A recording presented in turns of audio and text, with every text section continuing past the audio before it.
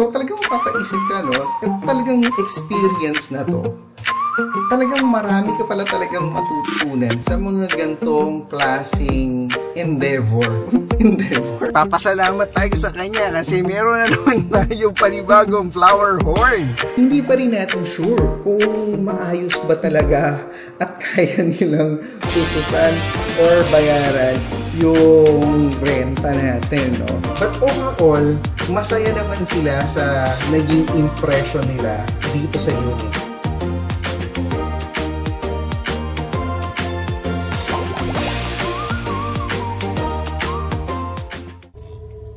Okay guys, naghahatid kami ng panganay namin at sa Gary Point tayo ngayon.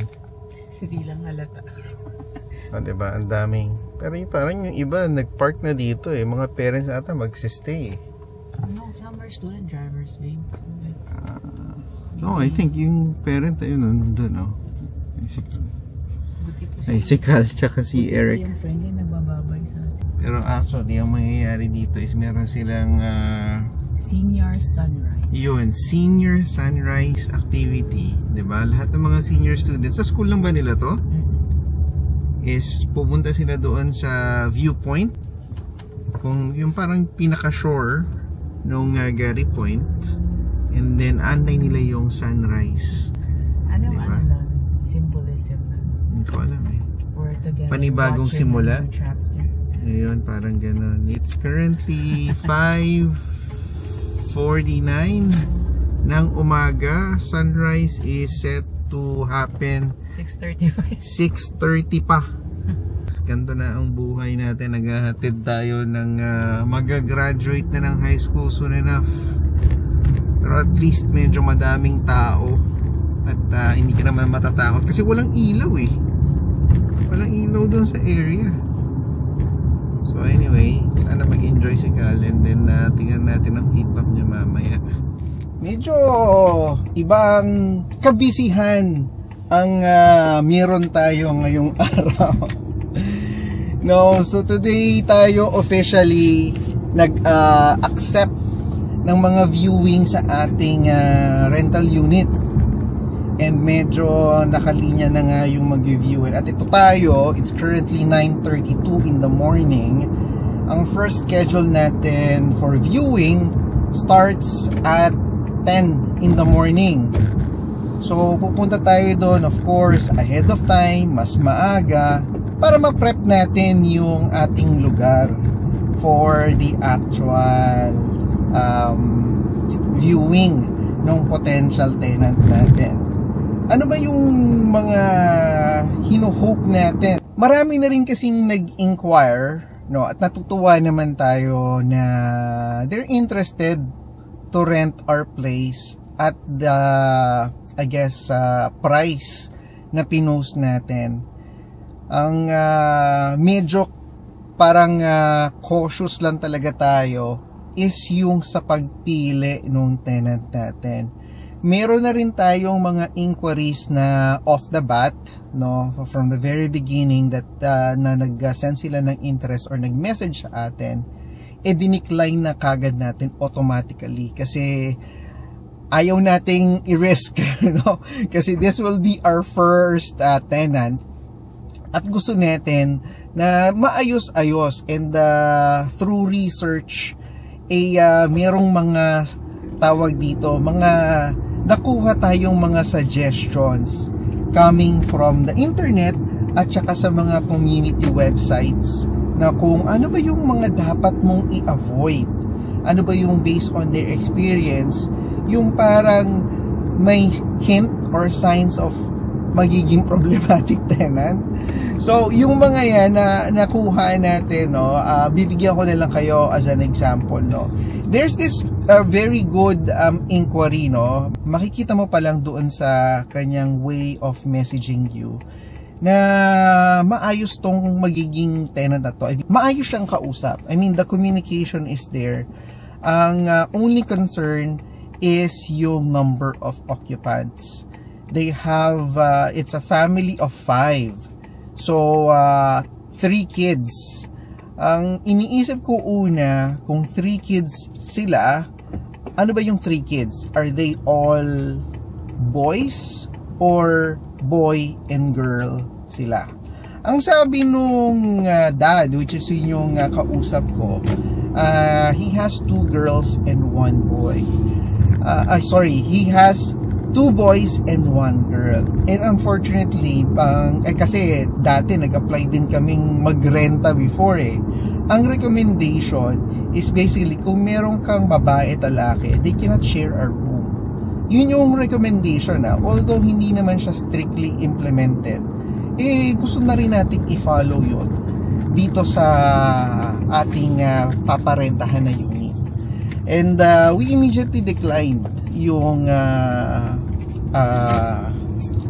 tenant na nag-a-apply to rent our place. Another naman is a group of friends. Yan daw ang mga isa sa mga dapat iwasan, no? Doon sa group of friends, malimit daw kasi dyan hanggang kailan sila magiging friends. Majority of the time, pasok ko lang to. Majority of the time, nag-aaway, may potential daw na mag-away yung mga group of friends. Paano na lang kung hindi na sila friends, di ba? Paano na lang yung magiging arrangement? So, although kahit na binigay nila yung parang income nila na there won't be any problem, there's 4 of them earning so and so dollars, right? Thousands of dollars. Kami ni Joyce, isa yan sa mga nabanggit na medyo high risk kumbaga. So, iniwasan na rin namin. Immediately, we declined the interest.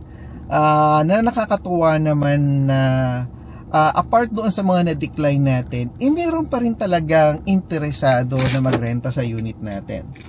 So, nandito na tayo sa parking, no? Akit na tayo and then i-tutur ko na rin kayo while we are waiting doon sa mag-review. Tutur ko sa'yo, empty house tour nung rental unit natin. Kahit papano, hindi pa rin tayo makapaniwala na nandito na tayo sa puntong to.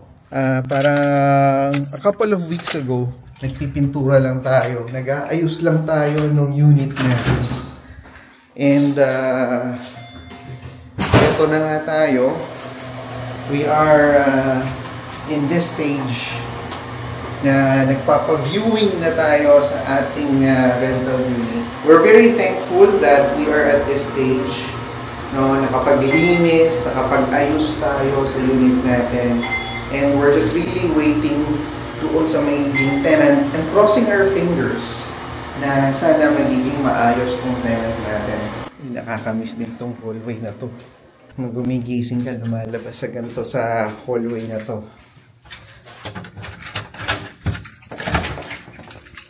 So, bubukas natin lahat ng ilaw. Welcome to our home. So, ito yung unit natin, no? Kita nyo, yung wall natin, puting-puti, bagong pintura.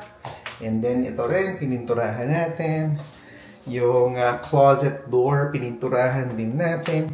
Naglinis tayo. And then, nakuha ko to sa Facebook Marketplace. Yung mga extra na yan. Yan, pininturahan natin yan. Both walls. And this one. Painted yan. And then bukas natin yung mga ilaw natin para medyo maganda-ganda ang itsura. So ito yung stove natin. Nililinis pa yung loob, actually binabad namin yan sa cleaner. Inaantay pa natin na maayos, no? Hindi pa ako tapos dyan, pero at least, di ba, maging presentable siya. So yan, pasok naman na natin ito dito. And then, ito, pasok muna natin yan sa ilalim. There we go. O, yan. Ito yung sink natin, linis, diba? Bagong-bago ang dating. So, it comes with microwave, no? May ref, may stove. Yung cast iron, iniwan ko pa nga dyan, eh. Ayan. So, ito yung naman yung dining natin, no? And then yun yung parang living room. Ayan, iniwan pa rin natin yung dalawang chairs natin dito. Mamaya, ang sasabihin natin is, shoes off. O, diba? Naglinis tayo no? So, dapat, i-maintain na malinis.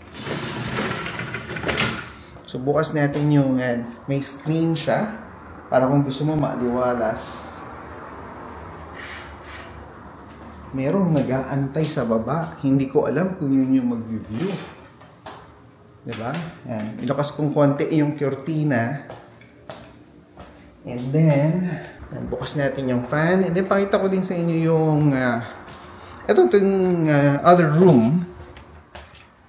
Bukas natin yung cortina. Ito yung bed.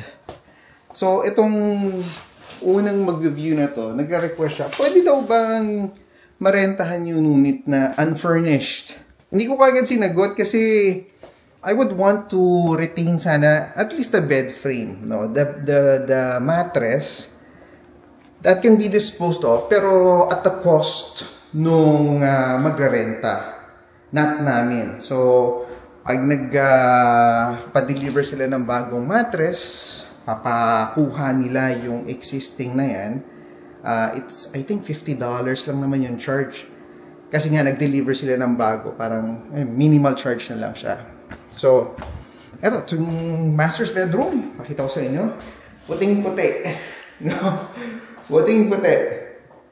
Yan. And yung paint na ginamit natin is yung medyo durable, medyo scuff-free. Or at least, you know, hindi siya yung basta-basta nagagasgas tapos nagmamarka. Bukas din natin itong empty na rin ang ating walk-in. Hindi pa fully. May konting box pa. But, you know, you get the sense of it.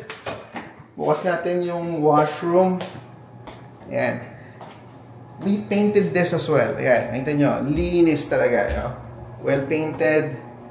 Naglagay tayo ng konting para may konting Airbnb feels. So, diba? Yun. Oh. So, yan. Bukas din natin yung ilaw doon sa kabilang washroom. So, essentially, this is the empty house tour ng ating rental unit. Yan. Ito naman yung kabila. Diba? Tago muna natin yung mga ginamit nating panglinis. Yan. Para pag nakita nila, diba, wala na silang masabi. Parang feel at home na ang feels.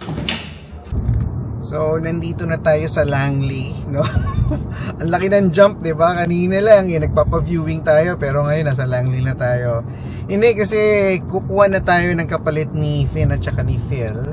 At so, pupuntahan natin yung breeder na pinagbilan natin ni Finn at saka ni Phil kasi meron siyang mga extra na isda. So, nakausap ko na nga yung contact natin, no, si EJ. At nagpapasalamat tayo sa kanya kasi meron na naman tayong panibagong flower horn. So, mamaya papakita ko sa inyo, no. Siguro importante muna ngayon kasi another half hour ulit yung biyahe natin. Biyahe muna tayo papunta sa bahay natin and then dun ko na papakita sa inyo kung ano yung nakuha nating flower horn. Again, maraming salamat kay EJ, no. Kung interested pala kayong bumili ng flower horn, yung contact information niya ilalagay ko dyan sa screen nyo. Kontakin nyo na lang siya or sumali kayo doon sa page na ilalagay ko din dyan sa screen natin para sa mga interesado sa mga hobby ng pag-aalaga ng isda. No, kontakin nyo si EJ at marami siyang mga options na pwedeng ipakita at ibigay sa inyo. Alright guys, currently I think it's close to 4 p.m. No, yun natin Yes, 4 o'clock, 4:01, no, exactly. Yan, awa muna natin. So, bigyan mo lang kayo ng update. No? So, kanina umaga nakita nyo naman, no, I went here at 10 a.m. Kasi merong gustong mag-view. And I was here 30 minutes. No? Normally, when I have an appointment, 30 minutes ahead of time, I would be on the specific location. Ganun lang talaga ako, no? And ganun lang sistema natin. So, early on, minessage ko yung unang nag-book kaninang umaga. And unfortunately, no show. No? Ni ha, ni ho, walang paramdam. So, okay, well and good. No? Meron pa namang mga iba na nag-book for today. And one of those tenant nga, potential tenant, is yung na-meet ko kanina. Ang schedule namin is sa 3:30. Una kong tinitignan is if they are on time. No? Importante sa atin yan. So, on time sila, which is good. Pleasant couple, medyo nasa siguro between 40s and up na yung age nila. Doesn't have any kids. And both of them are working from home. So they have a business, they're considered self-employed. And siguro yun pa yung dapat naming pag-usapan ni Joyce. Dahil hindi namin na-account pa kung how would you do a reference check to someone who's self-employed. Diba? One thing na naisip ko na lang during our conversation is siguro proof of funds that will tell us na for an entire year pwede at kaya nilang magbayad at meron silang funds to pay for the rent. Pero ang question doon is hindi natin alam kung continuous ba yung source of income nila. Sabi nila sa akin, they also have proof of funds in Hong Kong. Pero sabi ko, ang preferred naman talaga natin is dapat nandito sa Canada, di ba? Kasi how can you chase or revalidate if it's in Hong Kong? Anyway, more things na dapat namin pag-isipan kasi dapat talaga, maging extra careful tayo sa pipiliin natin magiging tenant. Although they're very pleasant, hindi pa rin natin sure kung maayos ba talaga at kaya nilang tustusan or bayaran yung renta natin, no? But one good thing na naisip ko is yung current relationship nila with their existing landlord. Sabi nila sa akin, they've been with the landlord or they've been staying in that rental unit for close to a year and a half. Which proves to show na may pondo sila.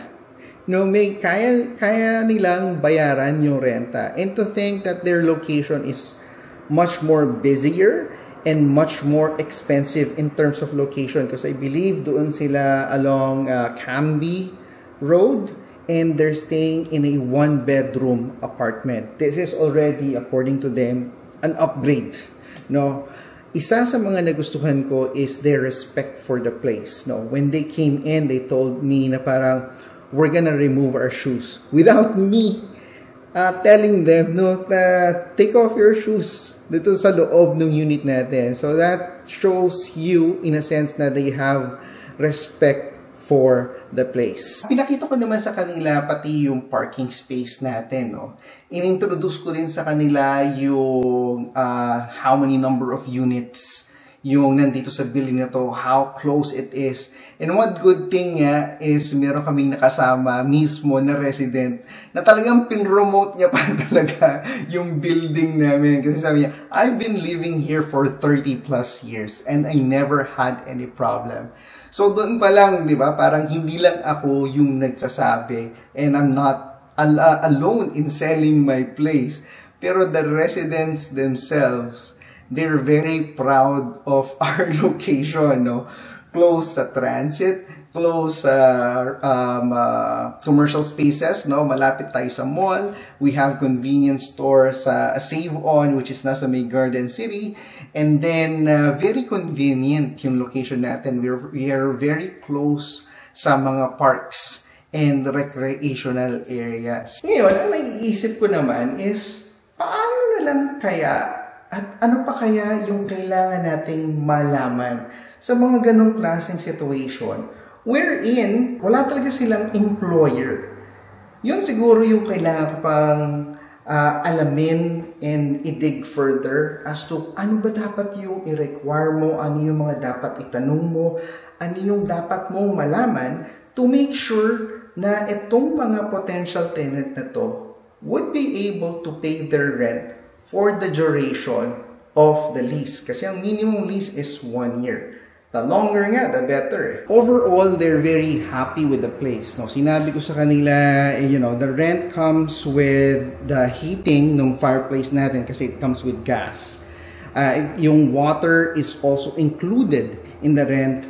Ang kailangan lang nilang bayaran, essentially, is yung internet nila, yung utilities, which is yung hydro na tinatawag natin. And natuwa din naman sila that itong parang unit natin has built-in smart features. No, sinabi ko sa kanila, some of the switches ng ilaw natin can be controlled with an app, including yung parang main heater natin, yung ito. Yan. Meron kasi tayong device na in-install dyan that actually connects to an app na pwede mong i-control, i-preset na yung temp. And na-impress din sila doon sa TV mount natin na kung saan pwedeng ibaba. Di ba? Anyway, tinanong ko din sila, meron ba silang sasakyan? Kasi may parking stall to na kasama eh. Ang sabi nila, wala pa for now. But they're considering of buying one. So, I ended up showing them din yung parking stall natin. No, na kinutuwa naman nila dahil medyo convenient kasi ang lapit sa door and it's bigger compared to the other stalls na nandito sa building. So talagang mapapaisip ka, no? At talagang experience na to. Talagang marami ka pala talagang matututunan sa mga gantong klaseng endeavor. Endeavor? Or ang gantong klaseng opportunities, no, na meron ka. Hindi ko akalain na para ako, I thought I prepared enough, no? Pero hindi pa pala enough yon. Marami ka pala talagang matututunan by talking to people, when you start the process, you learn more, essentially. But overall, masaya naman sila sa naging impression nila dito sa unit. One of the key features na natuwa sila is basically yung filtered water. Ayan. Medyo yung husband niya kasi, his name is, I think, Howie, if I'm not mistaken. Sabi niya, medyo allergic siya sa water, in a sense. Sabi ko sa kanya, oh, it's good. We have a filtration system na installed. And the filter cartridge normally would last you 3 years. Could even be more. Dahil dalawa lang sila eh. Sa amin tumatagal ng 3 years. 4 na kami sa bahay. No? So, overall, masaya naman sila. So, hopefully, sabi nila, in the next coming week, they can finally decide. At they will advise us kung they're okay and they would like to confirm that this unit is the unit that they would prefer renting. Ang next step natin doon is yung process natin. Sabi ko nga sa kanila, the earlier that you could let me know, the better. So, I can send you the papers kasi nga may process pa kaming kailangan gawin, which is, number 1, doing reference checks. And making sure na makakabayad sila, which is very important. At maaalagaan nila yung aming unit. So, aalamin pa namin yung proseso na yan. Siguro when we get there, pero as early as now, magtatanong-tanong na kami kung paano yan gawin. Hello TV fam, magandang umaga and happy Grandparents Day nga pala sa inyong lahat. No?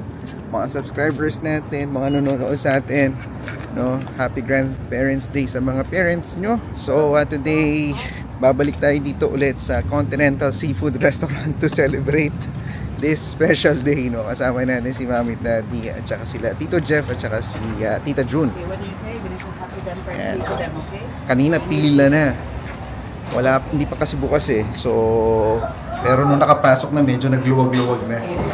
Ayan, talagang favorite place natin to eh. Kain tayo ng dim sum. Ayan, ayun. Nakaupo na sila. Nice. Balik na rin sa wakas. Ayun o. Ayan. Happy Grandparents Day. Go here. Go here. Go down and down. City of mine, how I love the city of mine. It never gets me down. City of mine, how I love the city of mine.